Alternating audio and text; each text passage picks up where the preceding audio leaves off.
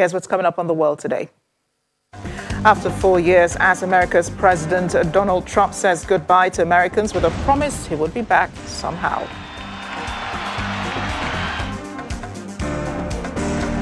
Plus, we're only minutes away from Joe Biden being sworn in as America's president, ceremony underway at the Capitol in Washington.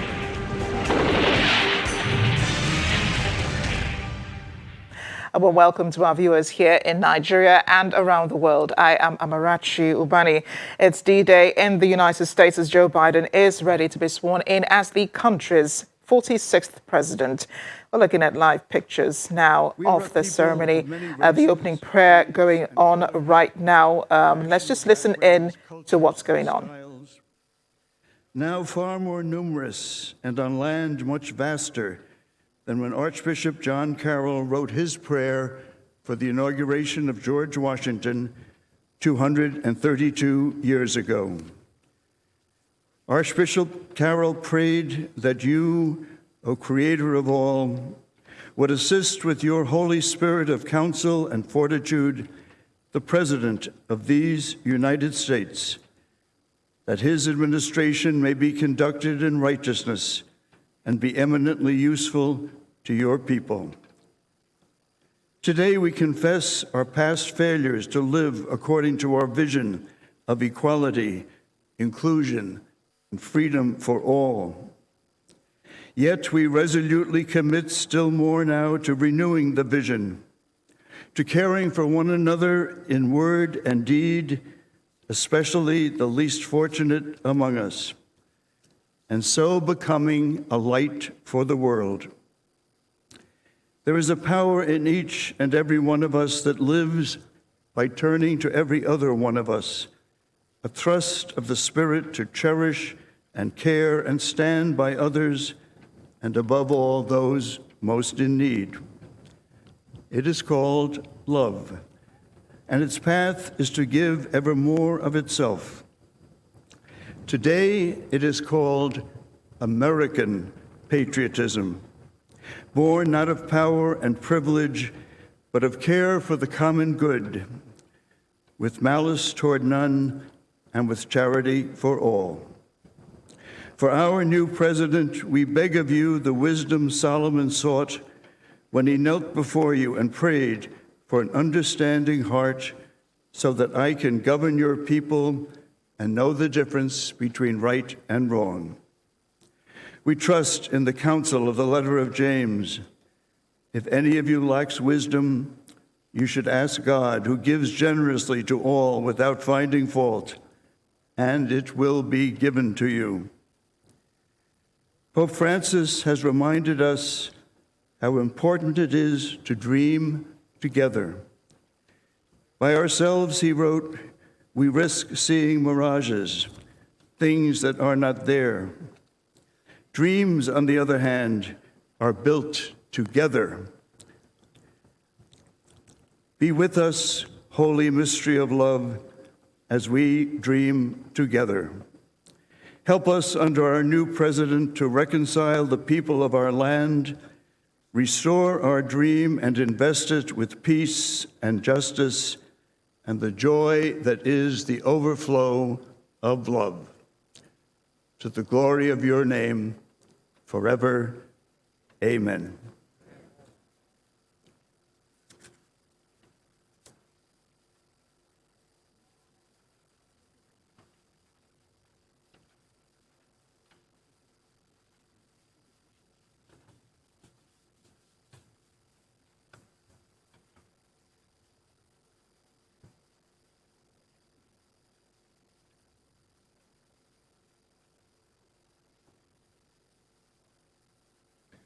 Ladies and gentlemen, please remain standing for the presentation of our national colors by the Armed Forces Color Guard, the singing of our national anthem, and for the Pledge of Allegiance.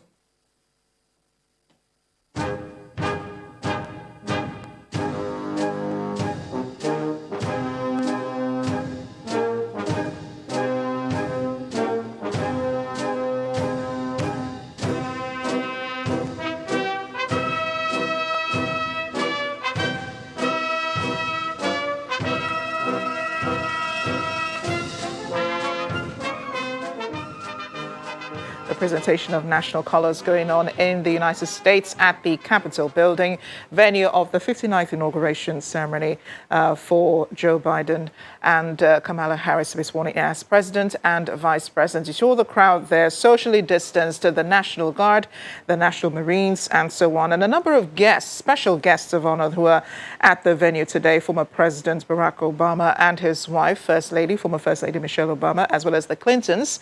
Vice President Mike Pence is also at the Capitol among the list of high-profile guests.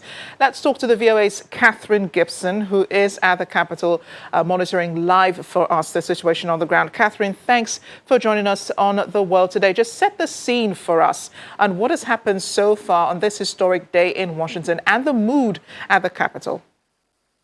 That's right. You know, I've covered 4 presidential inaugurations, but this one is very, very different in terms of the look, in terms of the tone.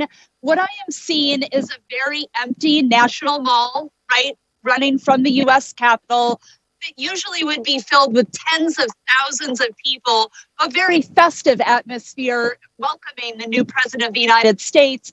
And of course, due to the pandemic and due to security concerns, we don't have that this time around. When I came in this morning, there were very quiet streets. I only saw military personnel and military vehicles keeping the nation's capital safe.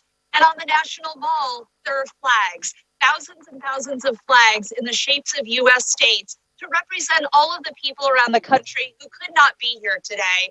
And then, of course, what you're seeing on the steps of the U.S. Capitol is a socially distanced celebration, watching President-elect Biden take the oath of office, and, of course, some of the former presidents, but the notable exception of President Trump, who is not there today. We watched him leave earlier on Marine One, the helicopter. He will be on his way down to Florida. He will not be there to guide President Biden to the White House for that handover of power.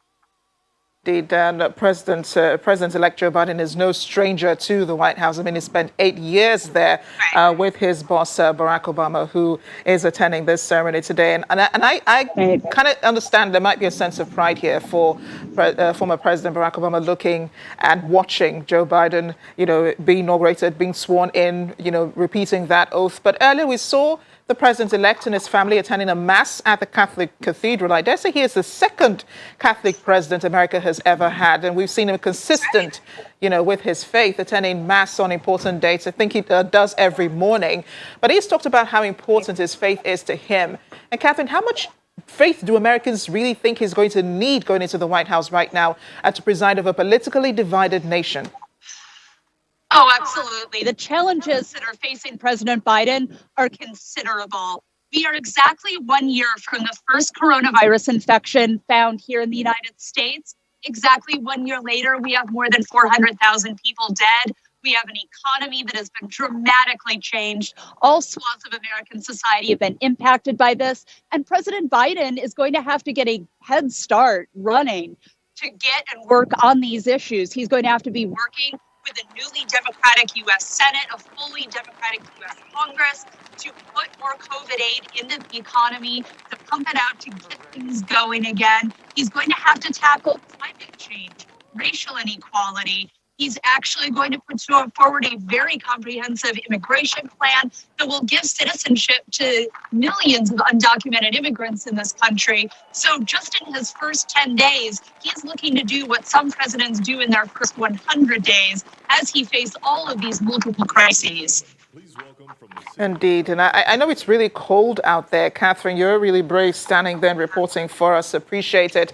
But yeah, temperatures dropping in Washington. I think that's a normal thing that happens on January 20th. I've covered inauguration myself and I know how cold it is. So you're really brave. Now, in a few moments, Vice President-elect Kamala Harris will be sworn in first, and then Joe Biden. There's also security in the Capitol today, the National Guard. And we saw just a while ago, while the prayer was going on, being said by Reverend Leo Donovan, the National Marines and all of that. So a lot of security in the Capitol, and in the capital of the United States, as well as across the U.S. Any word on how, security is holding up, and if there have been any reports, of protests or of unruly conduct so far? So far, I have not seen any reports of any protests. I think this is cannot underestimate how locked down this U.S. Capitol is right now. I've lived here for many, many years and have never seen this level of security. We have 25,000 National Guard troops guarding this city right now. They are working around the clock to make sure that this is as safe an inauguration as possible after those very shocking events that we saw just 2 weeks ago right behind me. You know, they are really, everybody has been looking at how they can prevent another event like that. And of course, we know that the Secret Service is in charge of the inauguration security. So they take a very different approach than the approach that may have been taken on January 6th by the U.S. Capitol Police. So far, we are seeing nothing that's indicating any concern here in Washington. Okay, thanks a lot, Catherine. And do keep an eye up for us. We understand Vice President Kamala Harris is about to be sworn in as Vice President of the United States. Let's listen in.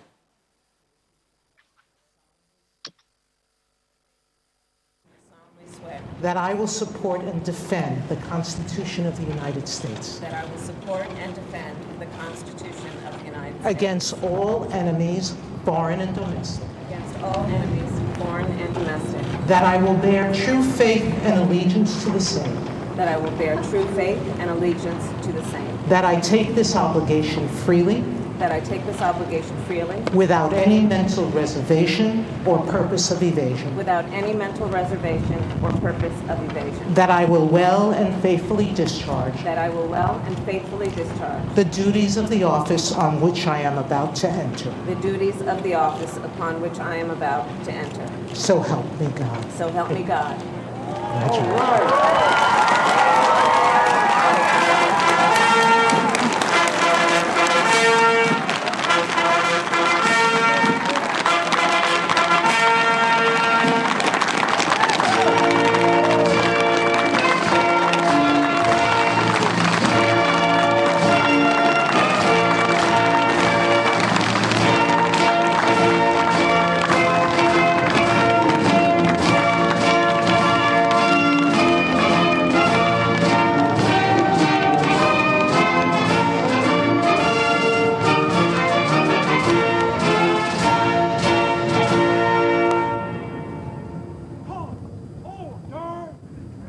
Ladies and gentlemen, please be seated.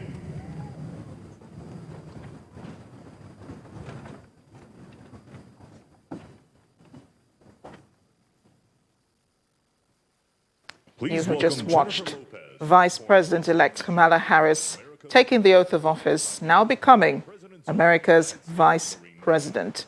In a few minutes, we will the first Black and Asian Vice President and first female Vice President, I must add, of the United States. A historic day indeed. Amazing, amazing happening in the United States. Also, let's not forget her election into this position was pretty much, the work of a community, working round the clock, women across the United States, whom she thanked so very much, on the night of the announcement of the results, stepped in to become Vice President of the United States. She will be serving alongside President-elect, who will be president in a few minutes, Joe Biden, who's no stranger, as we mentioned earlier, to the White House. Joe Biden served as vice president to Barack Obama for 8 years in the White House, all the way from 2008 to 2012. Beg your pardon, it's 2015. A pretty interesting day in Washington. We're listening to pop star Jennifer Lopez.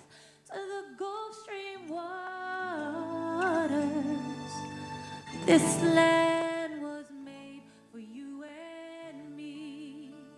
As I went walking down that ribbon of highway, I saw above me that endless skyway.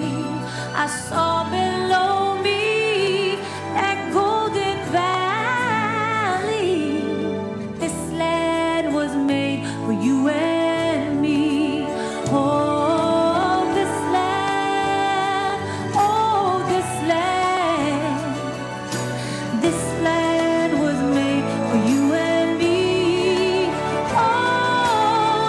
land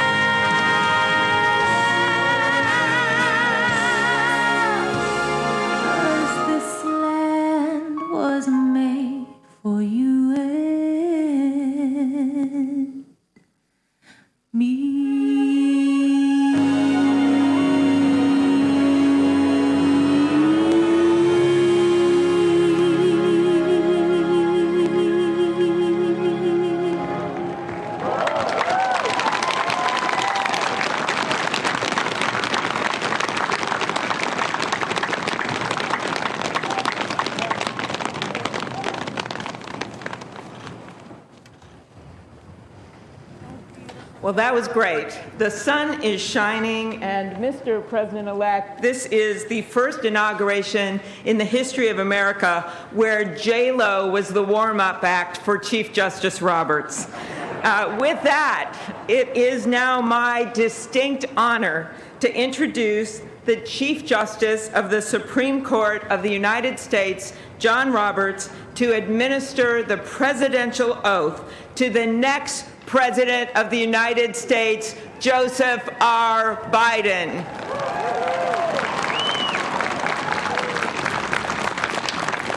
Ladies and gentlemen, please stand for the oath of office, followed by musical honors.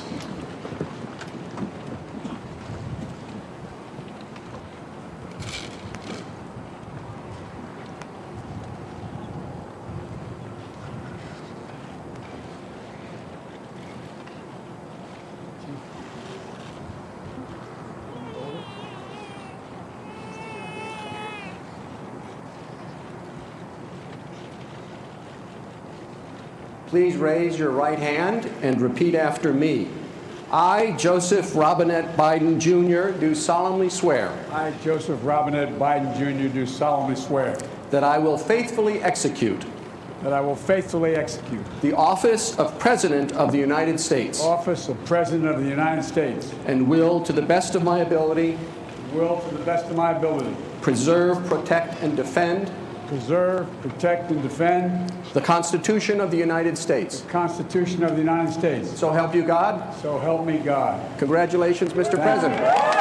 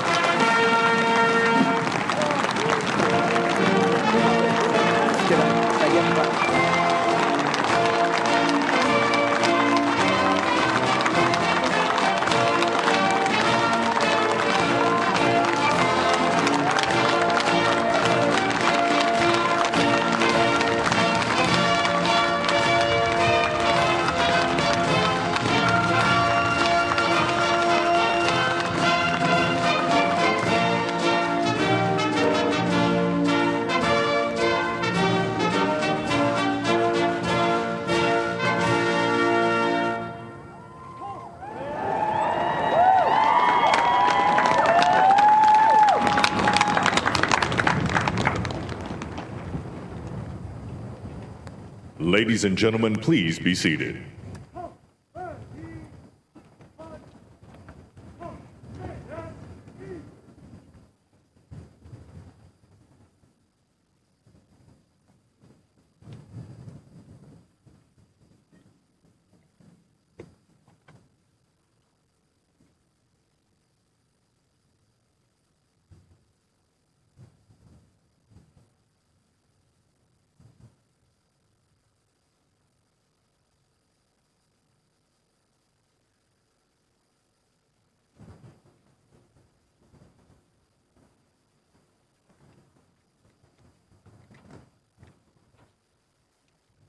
We have just watched Joe Biden being sworn in as 46th President of the United States, watched on by his wife, who is First Lady now, Dr. Jill Biden, and two of his children, Hunter Biden and Ashley Biden.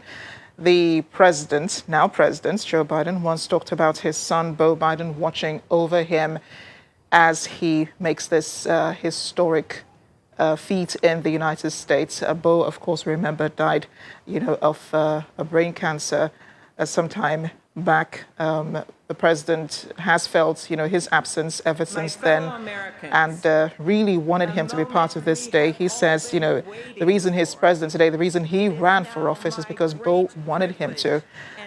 So a mix of emotions today for the president, the 46th president, as he misses his loved son, and he looks forward to helping Americans heal again. Let's listen now to his first address as president.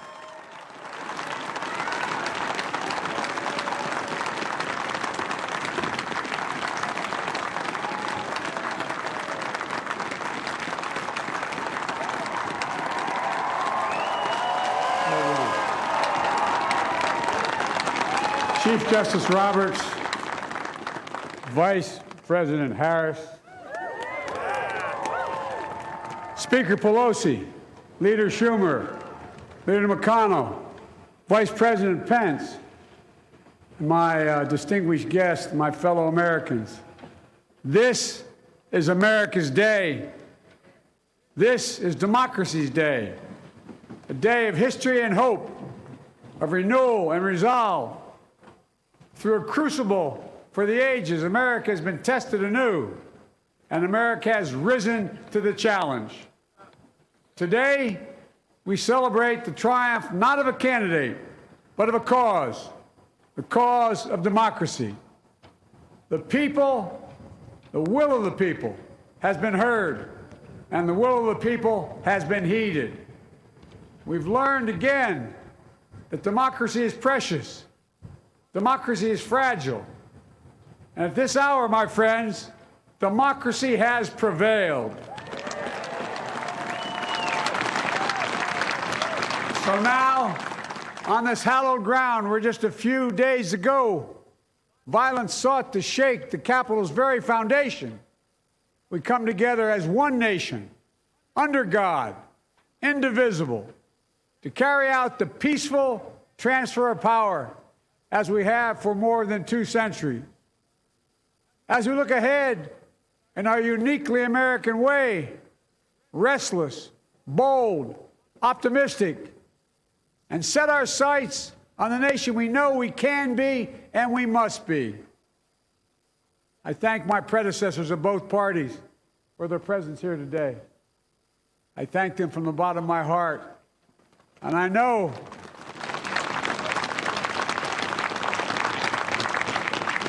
the resilience of our Constitution and the strength of our nation, as does President Carter, who I spoke with last night, who cannot be with us today, but whom we salute for his lifetime in service.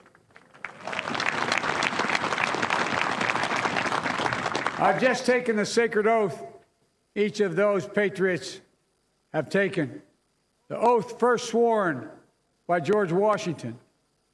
But the American story depends not on any one of us, not on some of us, but on all of us, on we, the people, who seek a more perfect union. This is a great nation. We are good people. And over the centuries, through storm and strife, in peace and in war, we've come so far. But we still have far to go. We'll press forward with speed and urgency, for we have much to do in this winter of peril and significant possibilities. Much to repair, much to restore, much to heal, much to build, and much to gain. Few people in our nation's history have been more challenged or found a time more challenging or difficult than the time we're in now. Once-in-a-century virus that silently stalks the country. It's taken as many lives in 1 year as America lost in all of World War II. Millions of jobs have been lost. Hundreds of thousands of businesses closed. A cry for racial justice, some 400 years in the making, moves us. The dream of justice for all will be deferred no longer. A cry for survival comes from the planet itself, a cry that can't be any more desperate or any more clear. And now, a rise of political extremism, white supremacy, domestic terrorism, that we must confront and we will defeat. To overcome these challenges, to restore the soul and secure the future of America, requires so much more than words. It requires the most elusive of all things in a democracy: unity. Unity. In another January, on New Year's Day in 1863, Abraham Lincoln signed the Emancipation Proclamation. When he put pen to paper, the president said, and I quote, "If my name ever goes down into history, it'll be for this act, and my whole soul is in it." My whole soul is in it. Today, on this January day, my whole soul is in this, bringing America together, uniting our people, uniting our nation. And I ask every American to join me in this cause.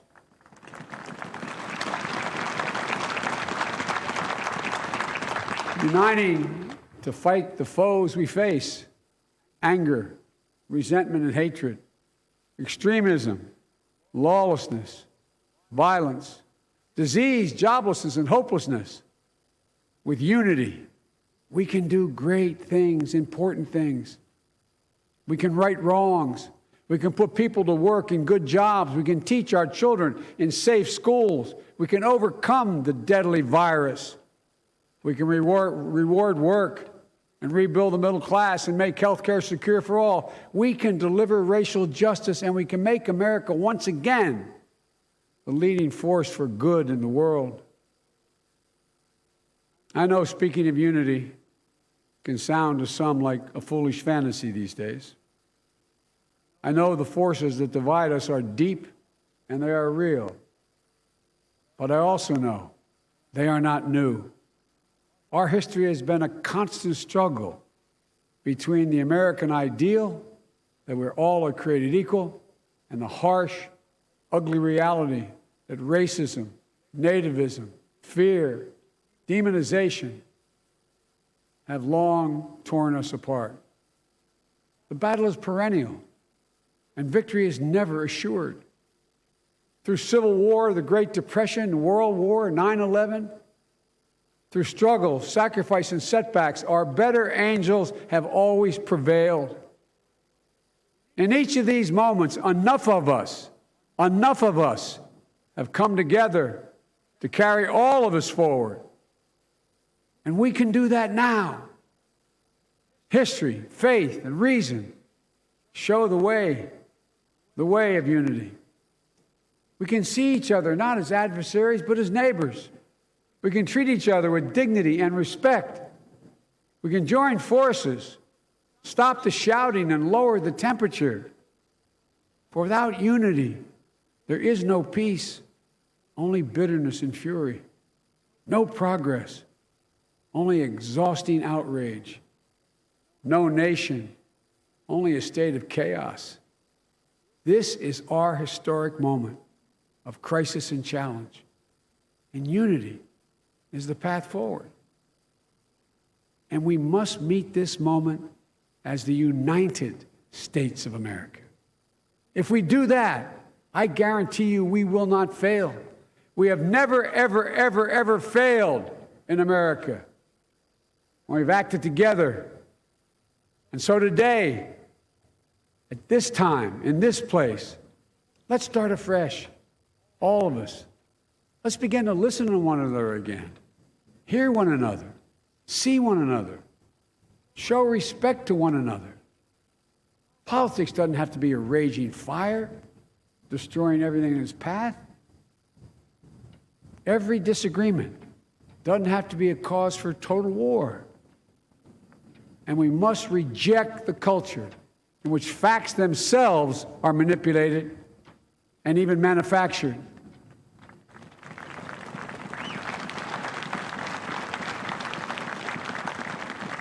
My fellow Americans, we have to be different than this. America has to be better than this. And I believe America is so much better than this. Just look around. Here we stand in the shadow of the Capitol Dome, as was mentioned earlier, completed amid the Civil War, when the Union itself was literally hanging in the balance. Yet we endured. We prevailed. Here we stand, looking out on the great mall where Dr. King spoke of his dream. Here we stand, where 108 years ago, at another inaugural, thousands of protesters tried to block brave women marching for the right to vote. And today, we mark the swearing in of the first woman in American history elected to national office, Vice President Kamala Harris. Don't tell me things can't change. Here we stand, across the Potomac from Arlington Cemetery, where heroes who gave the last full measure of devotion rest in eternal peace.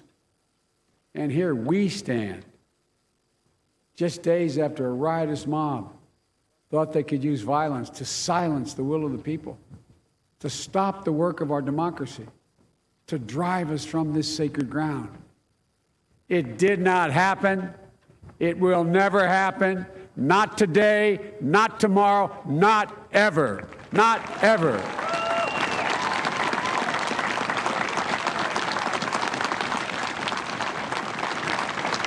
To all those who supported our campaign, I'm humbled by the faith you've placed in us.